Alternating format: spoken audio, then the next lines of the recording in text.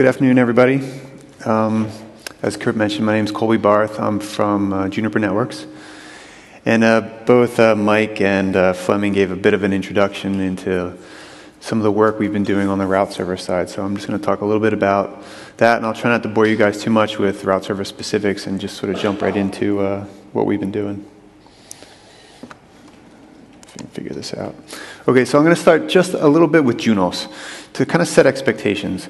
I want to be careful. This isn't a sales pitch per se, but I just want to sort of distinguish between JUNOS running on a router and then JUNOS running as a sort of a software appliance, and kind of the subtle differences and sort of the challenges that we're faced when someone broadly says JUNOS as a route server.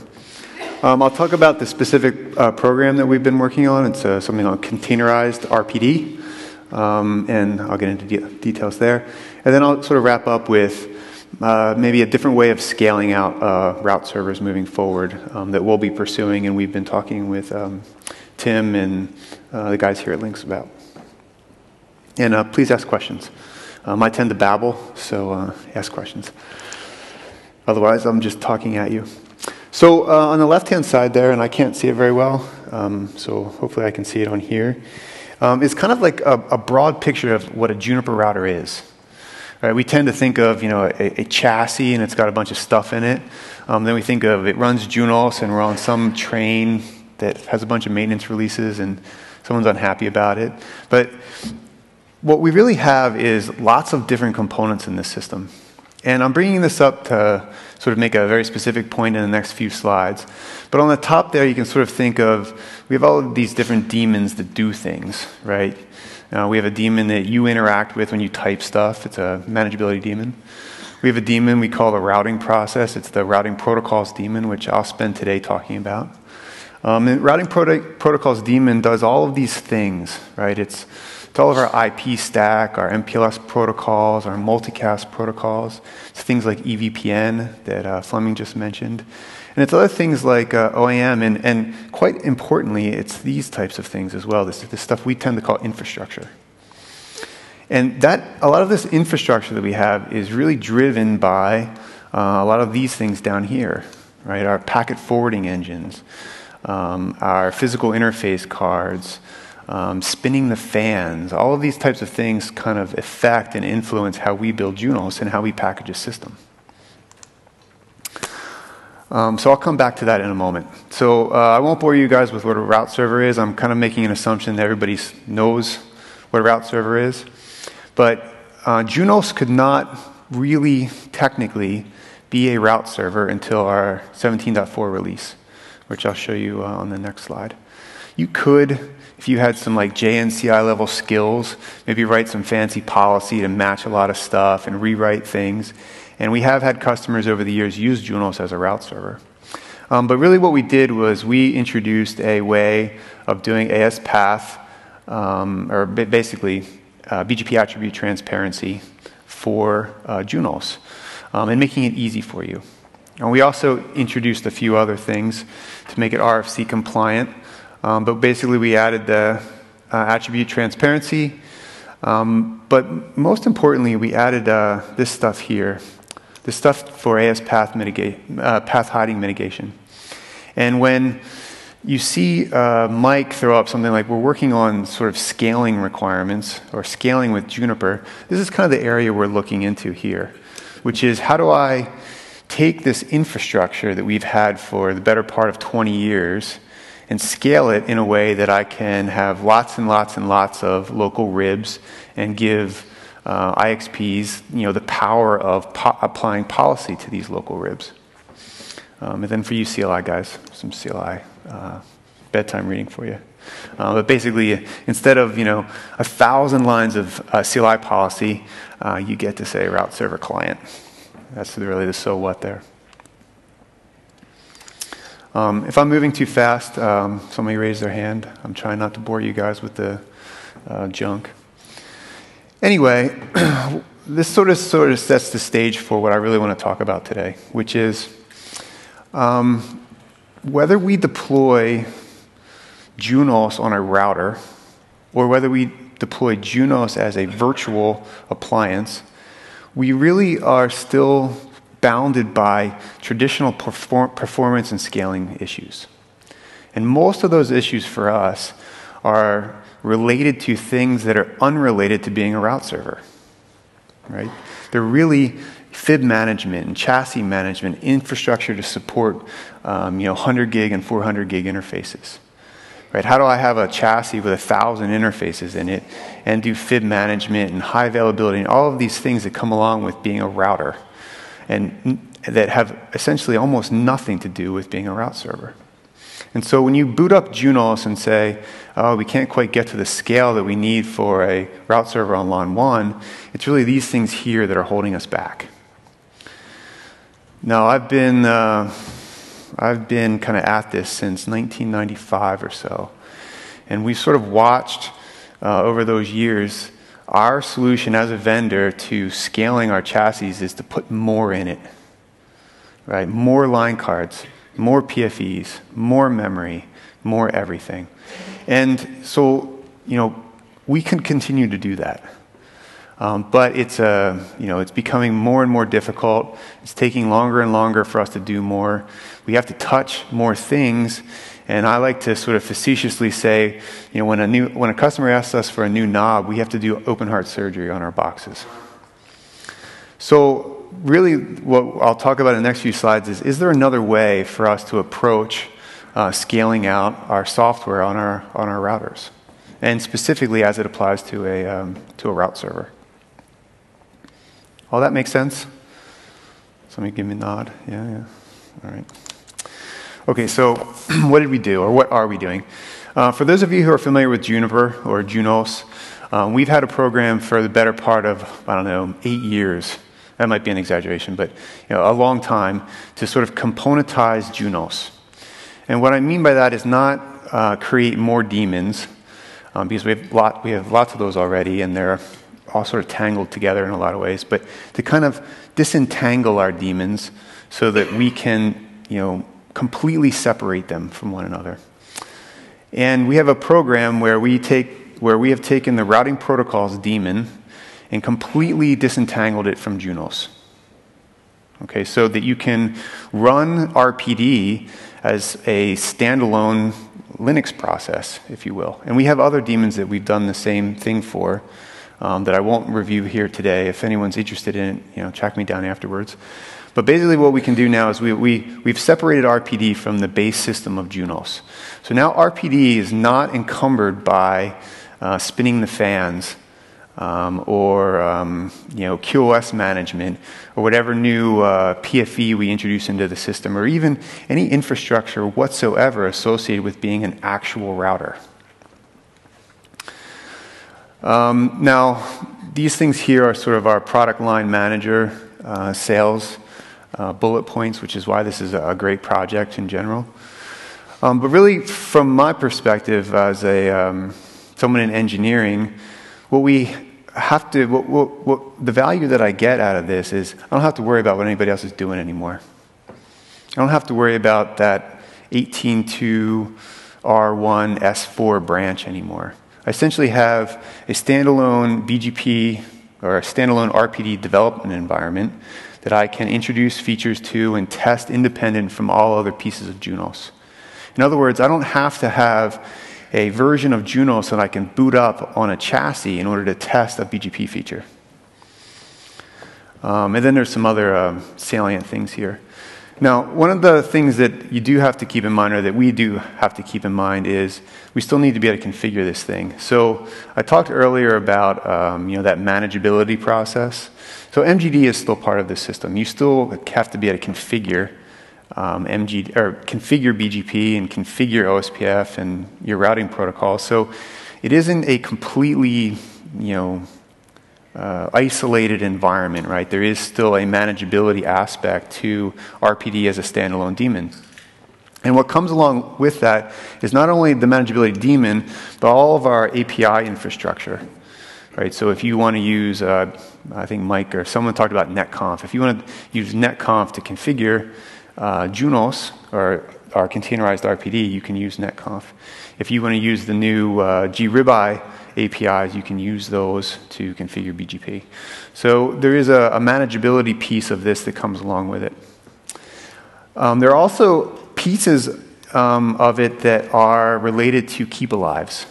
For those of you who are sort of intimately familiar with JUNOS, we actually have a specialized daemon for handling protocol keep alives. These are also carried along with it as well. So all of the things that you may love or hate about JUNOS in terms of protocol management and protocol keep alive kind of come along with this containerized version of the routing protocols daemon. Am I still making sense? Okay. Slightly more marketing here, but basically what we're there's one important thing right here, or there's two important things. There's these two first bullet points. And this is really where I think there's value to you as customers of an internet exchange and value to the internet exchange guys themselves, which is if anyone ever turned JUNOS on, you could turn it on and you could go get yourself coffee, maybe 2 cups of coffee. Right? And in the next slide, you'll see that we actually use like an enormous amount of memory that we have to run a JUNOS package on. And so we go from a boot time and or a reboot time from minutes, which might be tens of minutes, down to approximately 3 seconds to boot up a routing protocols daemon. We also significantly reduce our memory footprint, and I'll show you some actual data on the next slide. So these two things, aside from being able to list these like cool things on the side here, which is I can run it in a Docker container, we get a lot of value in separating it in terms of memory utilization as well as performance. Because, keep in mind, I don't have to worry about all those other things that make a router a router. Right? I don't have to boot up chassis D and check what kind of chassis I have and can I actually run this protocol on the chassis. There's a fun YouTube video out there if you guys want to take a look at it. You'll see this later. So here's some actual data. And there's really only one cool thing on this slide, which you can probably barely see. But this is a typical JUNOS image, in these big green lines. And that tiny little bit right there, that's containerized RPD.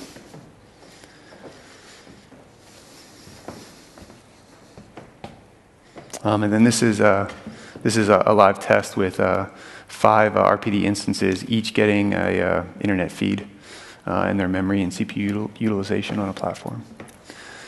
Now I don't have the data here that would show you, say, like a VRR, like a full-blown JUNOS image, virtual JUNOS image doing the same thing. But you can essentially, I believe I have it here somewhere. Yeah, the VRS images are these things here.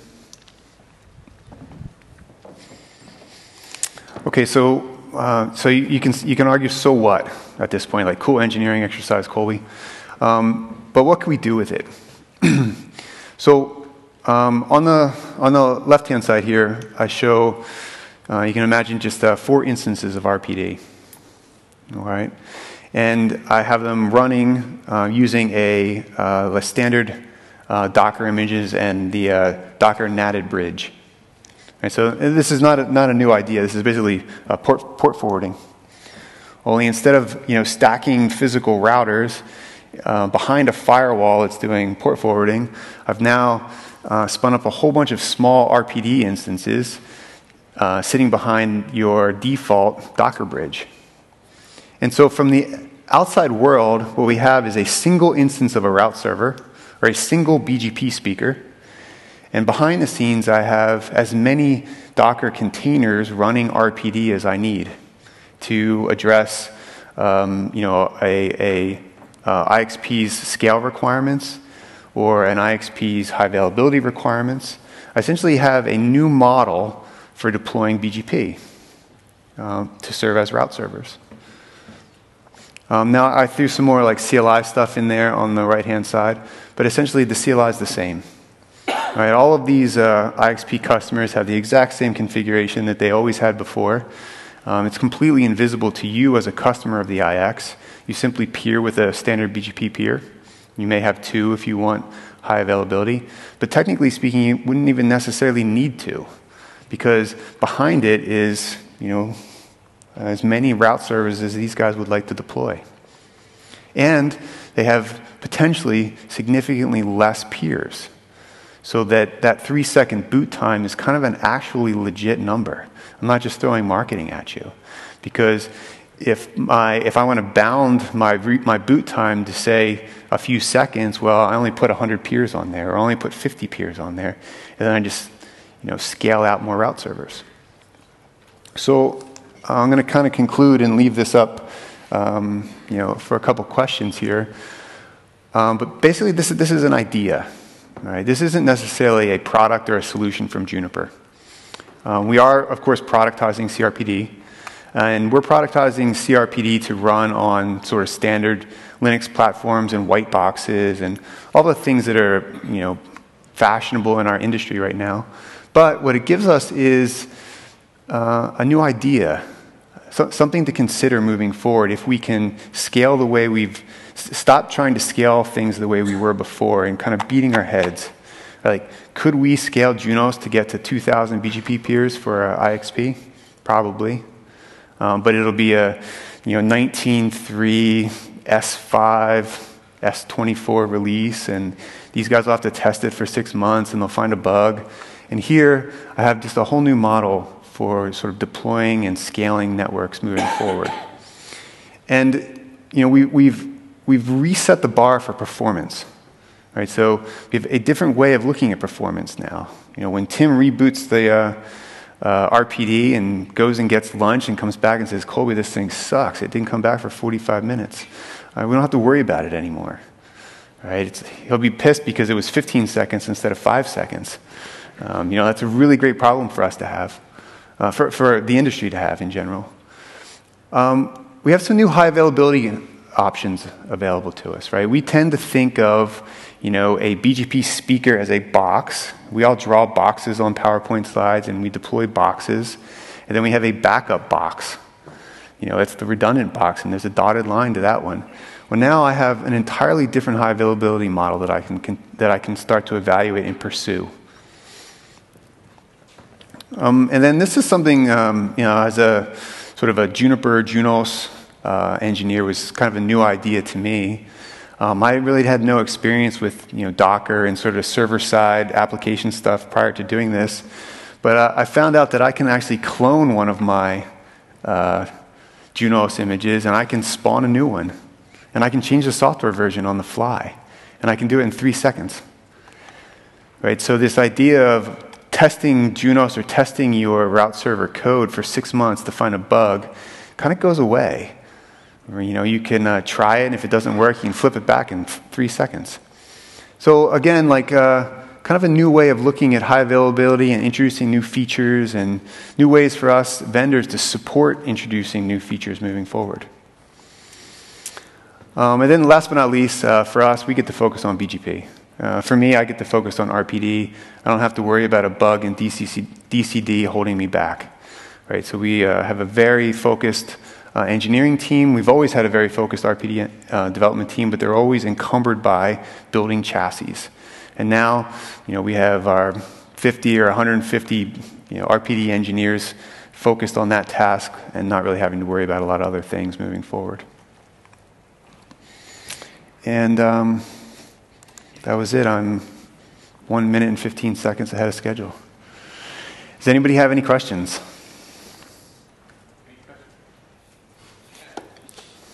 Shoot. He needs a mic. Hello, Thomas Mangain, Exanetworks. I can see why using multiple RPD process can parallelize on the multiple core, but in the case of root server, how RPD help with the parallelization? With high sessions. Okay. Is that what you said, with high sessions? You still must, okay, I'll get you out after then. Okay. Any other questions? Anyone? Oh, yeah. There's one there. There's one at the back as well. So, James. John's going to ask. John, get in the queue, sorry. James from JISC.